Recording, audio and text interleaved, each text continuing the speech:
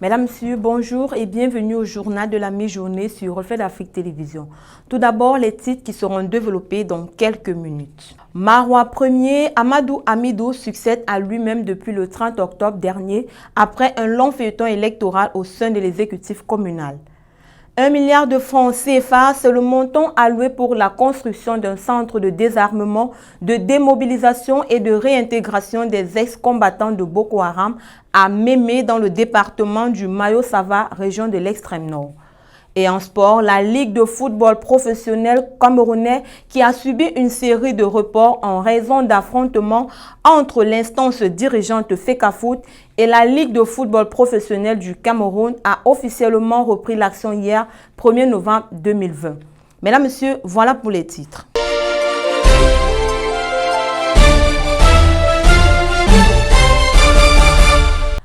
Bonjour une fois de plus et bienvenue au 13h.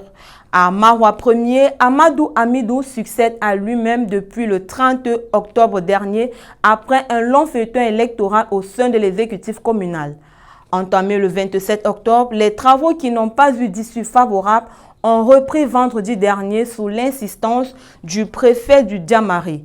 Retour sur cette élection qui aura fait couler beaucoup d'eau et de salive. Thierry Nyopé, Hamidou Kaou, reportage.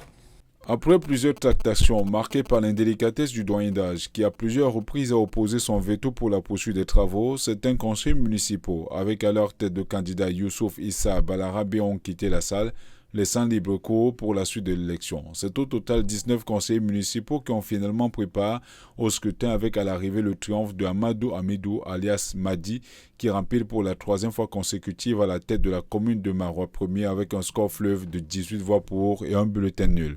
Un happy end pour l'heureux élu qui tôt dans la matinée en compagnie de ses alliés avait placé les travaux entre les mains d'Allah. En rappel, la reprise de ce scrutin fait suite à la requête de Youssouf Issa Balarabe contestant l'élection du maire tenue le 21 février 2020. Après 3 jours de tractation, c'est par une communication parfaite avec ses militants et les remerciements du maire que les travaux ont définitivement pris fin. Les travaux étaient présidés par le préfet du Diamaré, Jean-Marc Ekouambarga.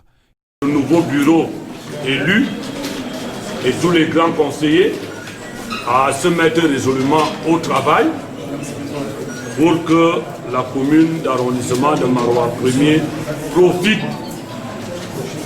de leur expérience. Je ne veux pas m'étendre là-dessus. Je voudrais remercier les uns et les autres, tous ceux qui ont assisté à cette séance de travail depuis le matin et qui ont, pour certains, accepté d'attendre jusque dans la nuit pour que nous arrivions au terme de ce conseil de plein droit. Une fois de plus, merci à tous les conseillers, merci à tous les mandataires présents et à tous les fonctionnaires qui sont venus assister à ce conseil municipal. Merci. Au terme de cette session de plein droit, les populations sont sorties nombreuses pour célébrer la victoire du maire élu Amadou Hamidou avec des youyous, des motos-taximens. La fête s'est achevée tard dans l'arrondissement de Marois Ier. Les travaux sur la nationale numéro 6 au ralenti depuis quelques mois ont repris le 29 octobre dernier. L'entreprise Sogea Satom en charge de la construction du tronçon Babadjou-Matanzin long de près de 17 km a commencé les travaux de terrassement. Juste après cette phase de terrassement, l'entreprise procédera au dépôt de la couche de fond. D'ici peu, les populations pourront se réjouir de la naissance d'un nouveau goudron. 1 milliard de francs CFA, c'est le montant alloué pour la construction d'un centre de désarmement, de démobilisation et de réintégration des ex-combattants de Boko Haram à Mémé dans le département du Mayo-Sava, région de l'extrême nord. L'annonce a été faite à Marois par le coordonnateur national lors de sa visite dans cette partie du pays.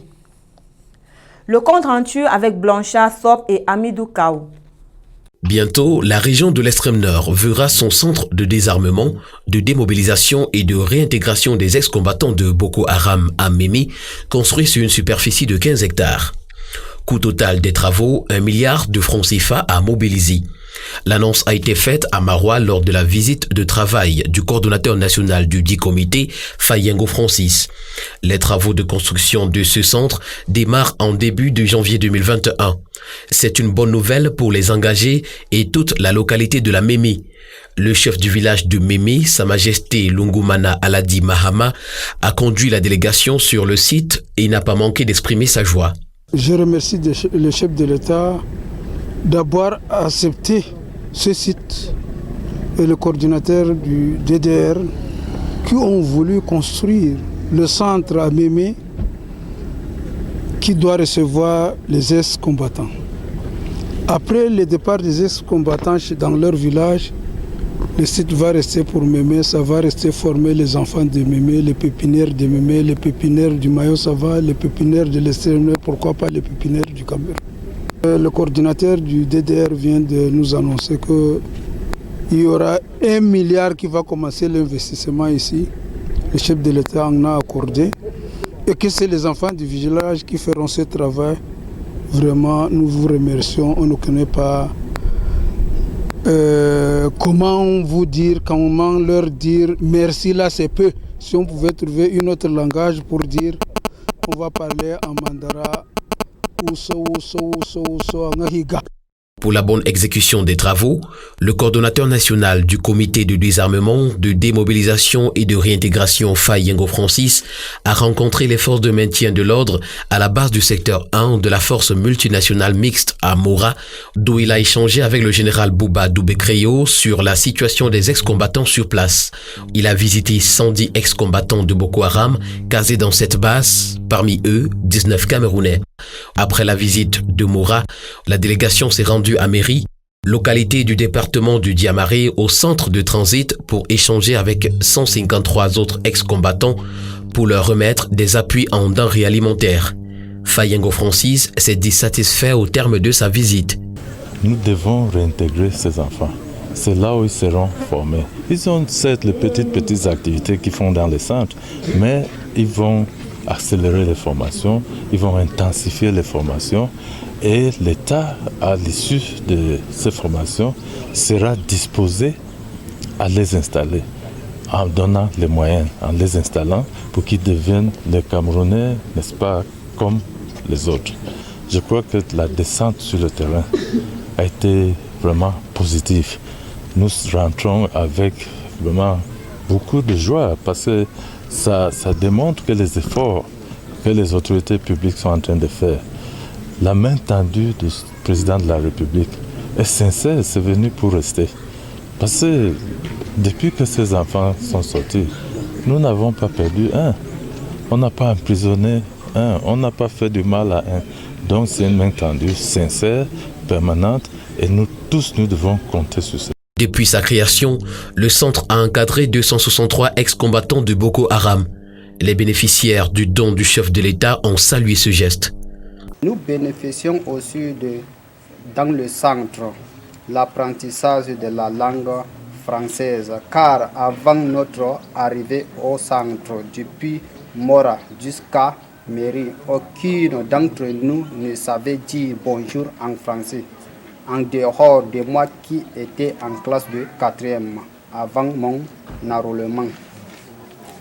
On nous a appris aussi la citoyenneté, l'amour de la patrie et les méfaits de la violence. Monsieur le coordinateur national, tout ce que je viens de dire est la manifestation de la volonté d'un homme que j'ai nommé Son Excellence M. Paul Biya, président de la République du Cameroun. C'est lui qui nous a donné la possibilité de revenir au pays à travers le CNDDR qu'il a créé. Nous lui disons grandement merci, merci et 1000 fois merci. Rappelons que Fayengo Francis, en arrivant dans la région, a eu une séance de travail avec les autorités de la région au rang desquelles le gouverneur Midiyawa Bakari. Lutte contre le nouveau coronavirus au moment où de nombreux pays occidentaux décident du reconfinement à cause de la résurgence de la COVID-19. En Afrique et notamment au Cameroun, les populations ne semblent plus concernées par cette maladie. Évoquant que c'est l'affaire des autres, qu'est-ce qui est à l'origine de ce comportement? Tentative de réponse dans ce reportage de Régine Linda Gobité. Vendredi 30 octobre 2020, premier jour de reconfinement en France. Décision qui n'enchante pas tout le monde. Les nouveaux bilans des dernières évolutions de la pandémie de Covid-19 ont grimpé, d'où la décision d'un deuxième confinement sur l'étendue du territoire français afin de contrer la deuxième vague de cette pandémie qui s'annonce sans doute plus meurtrière que la première, selon le chef de l'État, Emmanuel Macron. Contrairement au confinement précédent, rien que les écoles ainsi que les structures sanitaires resteront ouvertes, ayant pour obligation le port du masque et le respect des mesures barrières. Pour ce qui est des commerces non essentiels, des salles de cinéma et de spectacle, ils resteront fermés jusqu'à la fin du confinement le 1er décembre 2020. Pendant ce temps en Afrique, la panique qu'avait suscité cette pandémie en début d'année 2020 a disparu chez plus d'un. Concernant le Cameroun plus précisément, nombreux sont ceux qui ont d'ailleurs oublié le port du masque et le respect des gestes barrières. Il n'en demeure pas moins que du côté du ministère de la Santé publique, le personnel tant bien que mal essaye toujours de convaincre la population sur l'existence de cette maladie et l'exhorte de continuer à respecter les règles prescrites afin d'éviter la propagation du coronavirus. C'est dans ce sens que le docteur Linda Isso, dans le point de presse quotidien du ministère de la Santé du 28 octobre 2020, rassure la population du dépistage et du suivi médical des personnels de santé afin d'avoir une bonne prise en charge des différents patients dans un environnement sain, ceci s'adressant à ceux qui craignent contracter le virus en milieu hospitalier. Malgré la sensibilisation sur la pandémie Covid-19, bon nombre de Camerounais restent sceptiques et se disent victimes d'un mensonge. Cependant, afin d'éviter totalement la propagation du virus au Cameroun, il serait judicieux de mettre une double surveillance sur les passagers venant d'Europe, d'Asie et des États-Unis en destination du Cameroun, étant donné que nos frontières restent ouvertes, contrairement aux leurs. La foire agroalimentaire et exposition organisée par la coopérative agro-pastorale des femmes Bayam Selam du Cameroun a fêté ses 12 ans d'existence et d'endurance dans le domaine. Durant ces 2 jours d'exposition de leur savoir-faire, les femmes Bayam Selam du Cameroun ont profité de l'occasion pour présenter leur nouveau siège qui se trouve dans le 5e arrondissement de Douala. Leslie Femba pour plus de détails. La coopérative agro-pastorale des femmes Bayam Selam du Cameroun a déjà un abri. Pendant 2 jours, les femmes Bayam Selam ont exposé leur savoir-faire dans le nouveau siège du côté de Logbessou dans l'arrondissement de Douala 5e. La coopérative, dont les objectifs visent essentiellement à la production, la transformation et la commercialisation des racines du manioc et ses dérivés, veut ainsi inscrire son nom dans le livre d'or du Cameroun. Ceci grâce à l'information, la formation, les plaidoyers et les microfinances dont les femmes bénéficient au quotidien. Le docteur Martine Wisman-Goyet, PCA et fondatrice de cette coopérative, ne lésine sur aucun moyen pour parvenir à l'autonomisation des femmes Bayam Selam et appelle les pouvoirs publics à l'accompagner dans cette lourde mission. 12 ans. Je suis moi-même la fille d'une Bayam Selam. C'est en regardant le quotidien de ces mamans que j'ai voulu me lancer corps et âme pour refuser le déterminisme social, le déterminisme économique, le déterminisme financier. Je ne sais pas si vous savez qu'au Cameroun, ces femmes sont exclues de tous les espaces économiques. Qui les connaît comme acteurs à qui on peut prêter du crédit? Qui les connaît véritablement comme acteurs à qui on peut donner la confiance aussi pour prendre en charge une responsabilité comme la gestion d'un bâtiment comme celui-ci? C'est une première. Mais je clôturerai en disant que c'est à partir de ces mamans, avec cette maman et l'amour que j'ai pour ces mamans, que j'ai fait aussi ma thèse de doctorat sur l'autonomisation des Bayam Selam. Thèse de doctorat qui a été primée et thèse de doctorat aussi qui m'a valu un titre de chargé de cours à l'université de Douala. Voilà ce que je peux dire, qu'une seule main, comme dit une belle sagesse populaire, ne peut pas faire un paquet. Je ne suis pas seule, je suis avec mes mamans, je suis issue de leur milieu, je suis la fille d'une Bayam Selam. C'est simplement pour ouvrir les horizons de l'espérance, de l'espoir, qu'il n'y a pas de déterminisme. Il y a quelque chose qui est fondamental, la volonté. Il y a un autre qui s'ajoute à cette volonté, la responsabilité. Mais il y a quelque chose qui est encore supérieur à tout cela, l'amour dans la sincérité. Voilà ce qui m'anime, voilà ce qui explique mon engagement, voilà ce qui me dit de vous dire merci et répéter ceci.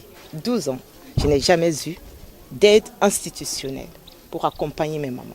Je le fais par le mécénat privé essentiellement. Moi.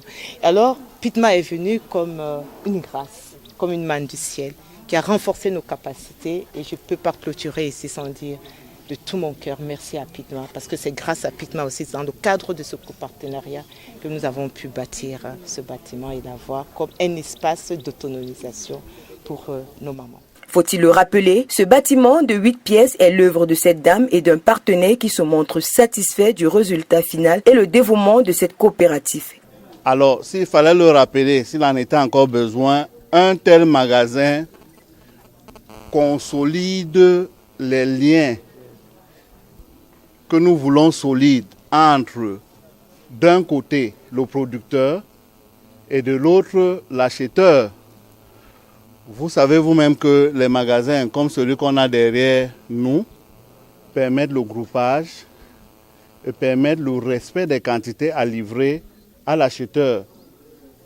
Donc, d'une manière globale, le contrat qui a été établi à la base de cette relation entre le Pitma, l'acheteur et le producteur, nous sommes satisfaits aujourd'hui que ce contrat sera respecté parce qu'ils ont un magasin qui va faciliter le groupage.